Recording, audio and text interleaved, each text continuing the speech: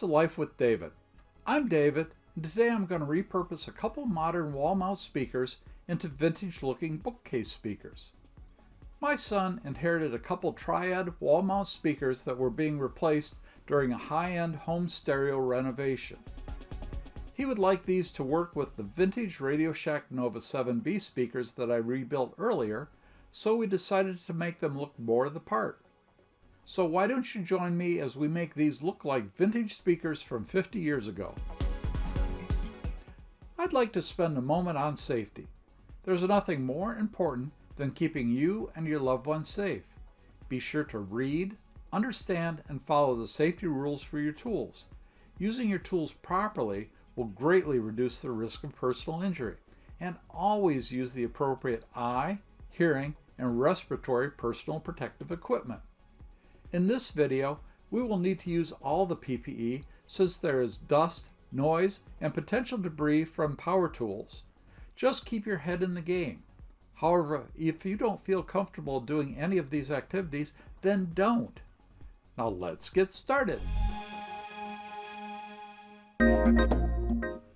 These Triad InWall Silver 4 Omni speakers are quality wall-mounted speakers for the high-end home audio market. My son has assembled a vintage stereo system that includes an amplifier and tuner from the 1980s, driving the Radio Shack Nova 7B speakers I worked on for a few previous videos. These speakers sound great with the system, but their modern look doesn't blend with the vintage look of the other components. My son purchased some Grille cloth from Parts Express and asked me if I would make grills for the speakers. When he got the speakers, there's quite a bit of cosmetic damage to the speaker enclosures. The enclosure is constructed of a thick and heavy hardboard that resists vibrations, but is not incredibly durable. So the first thing I did was to repair the enclosure. Before doing any serious surgery on the speaker enclosure, I protected the fragile speaker drivers. It would really suck to put all this work into the enclosure only to damage the most expensive part of the speaker.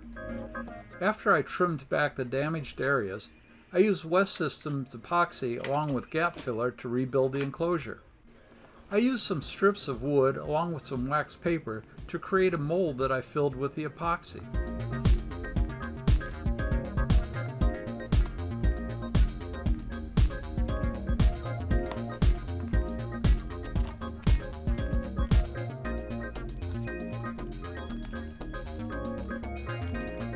After the epoxy hardened, I removed the molds and used files, scrapers, chisels, and sandpaper to smooth the repairs.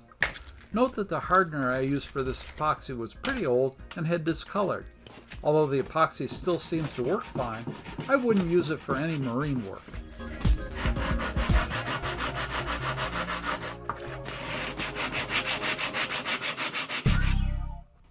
Next, it was time to create the speaker grills. After measuring the speaker, I made a frame that I could stretch the Grille cloth over. The frame holds the Grille cloth flush with the front edge of the speaker enclosure. The frame was made a little undersized in order to accommodate the thickness of the Grille cloth.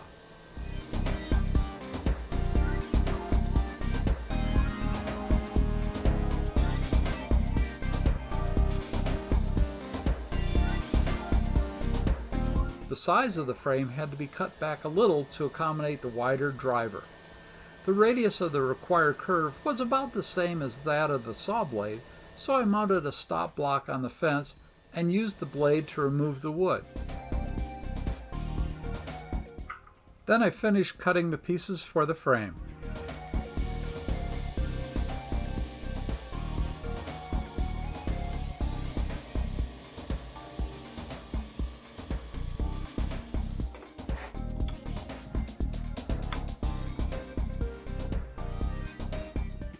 I used a jig to help me line up the frame while I fastened it together using some glue and a brad in each corner.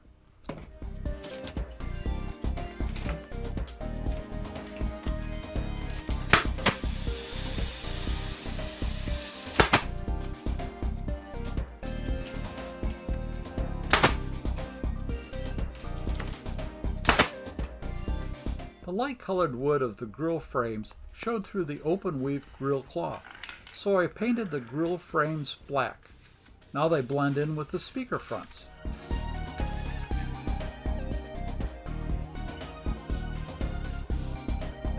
I was concerned about frayed edges when cutting the grill cloth. The cloth is a very open weave plastic material, and the individual threads can easily unravel, leaving a real mess. The solution was to use a soldering iron to simultaneously cut and bind the edges of the fabric.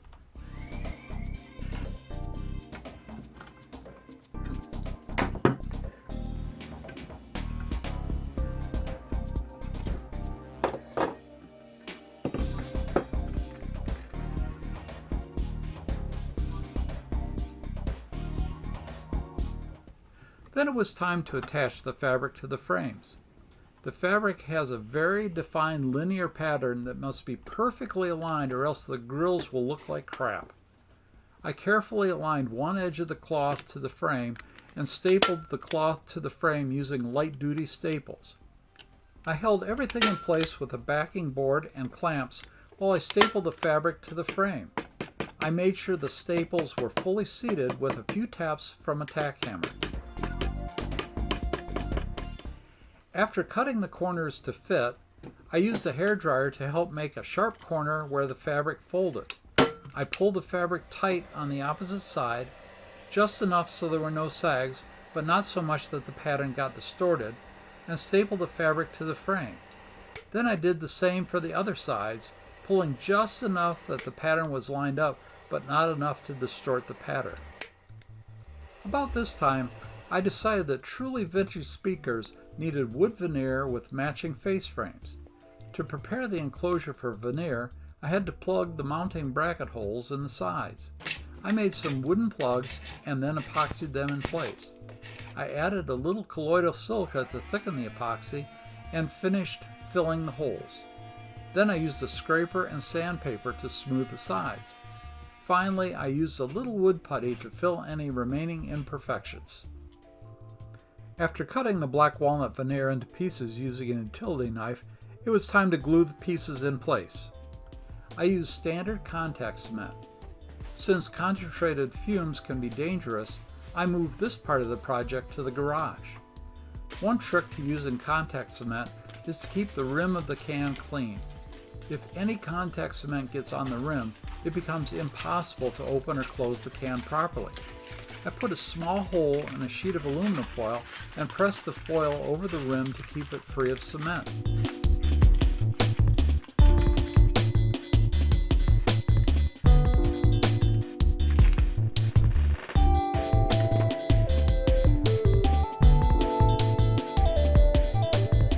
Then I brushed on 2 thin coats of contact cement to both the side and the veneer.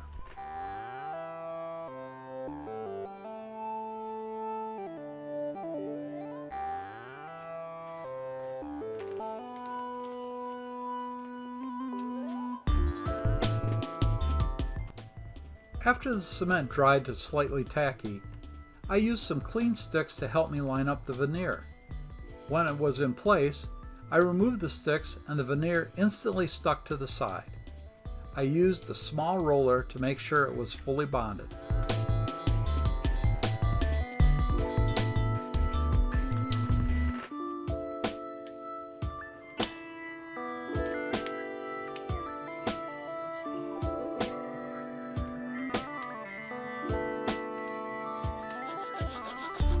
Next, I trimmed the veneer using a veneer saw.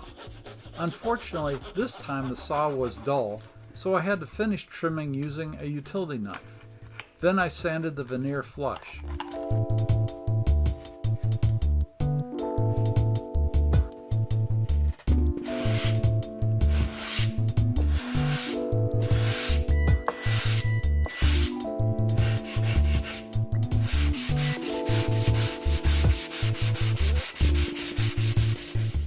I repeated the veneering process for each of the sides, but this time I sharpened the veneer saw, which led to much better results.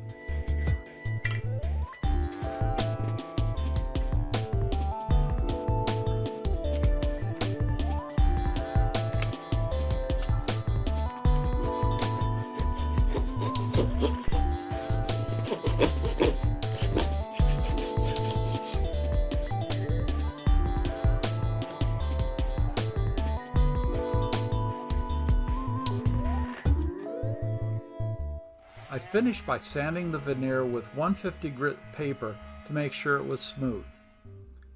Next, it was time to make the walnut face frames. I cut and planed a blank that was a little longer than the longest side.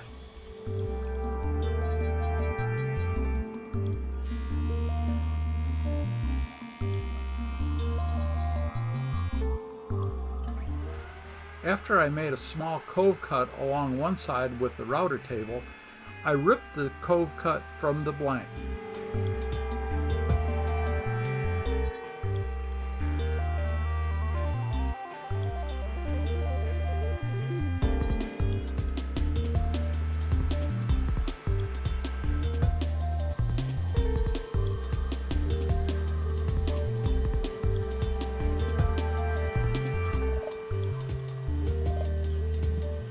Then I repeated the process 7 more times.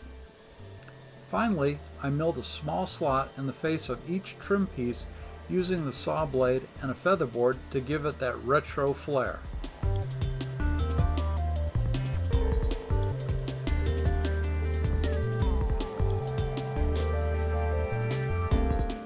Next, I used a hand miter saw to cut the 45-degree angles for the corners.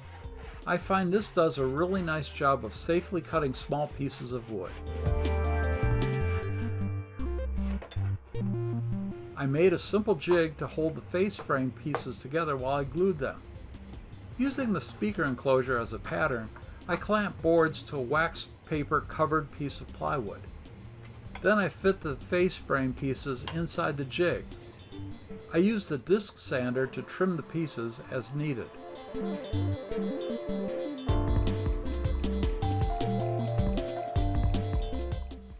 After coating each corner with yellow glue, I fit the pieces together and added a staple to hold the pieces in place while I gently removed the frame from the jig to wipe up excess glue.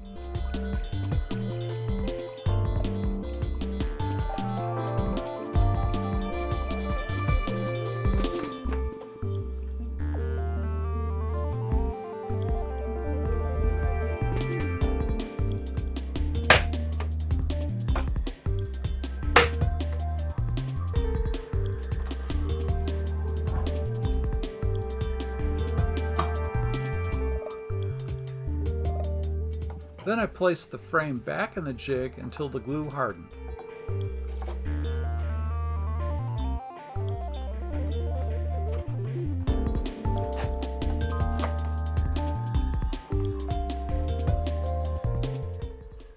Next, it was time to join the face frame with the grille frame. However, because I folded the grille fabric around the back of the grille frame, it was just a little too thick to sit flush with the front of the speaker enclosure. I solved this problem by removing the staples from the back of the grille frame and cutting off the excess grille fabric by using the soldering iron technique again.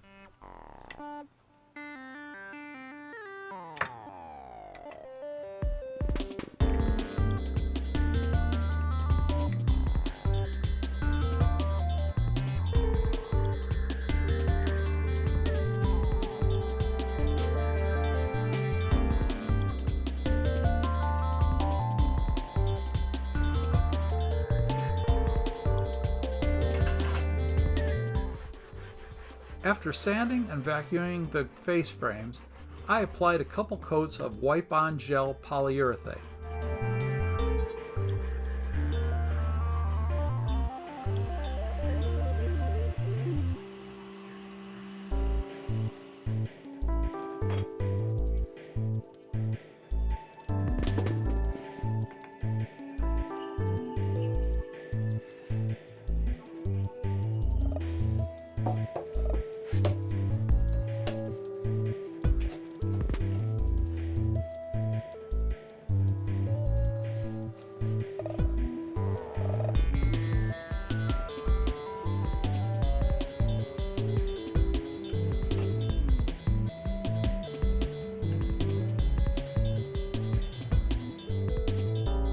I cut some filler pieces that would keep the grille frame proud of the speaker enclosure front while I glued the face frame to it.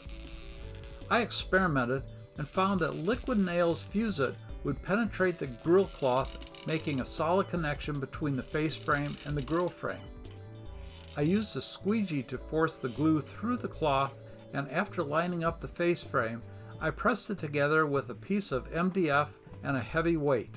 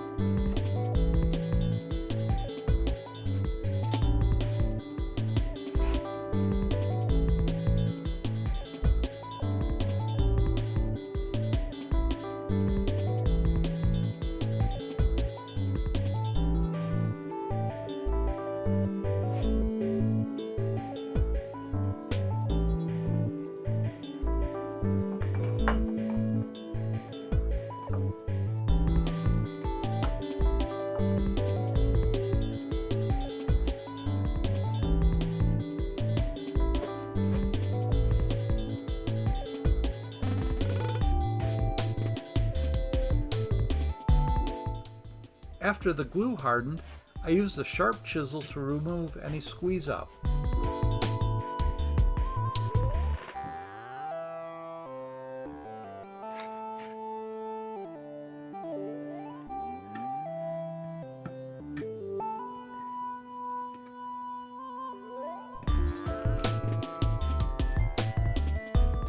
Then I removed the spacers and pressed the grille in place. It fit perfectly.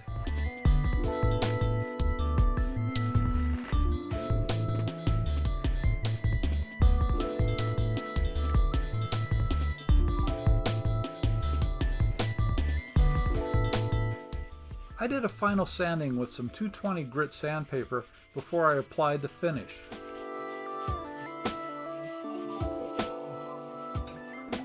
I thinned the polyurethane this time with some naphtha since I had had some slow drying issues with the face frames. I applied 3 coats and the drying issues were much improved.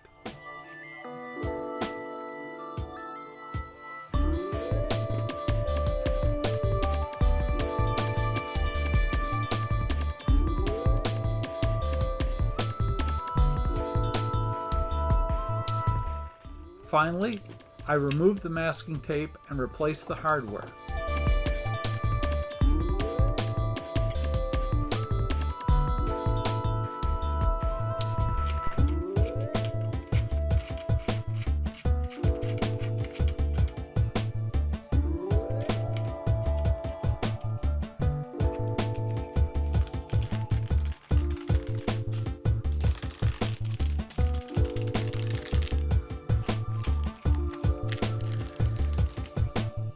I think these will look right at home playing some Beatles or Led Zeppelin vinyl.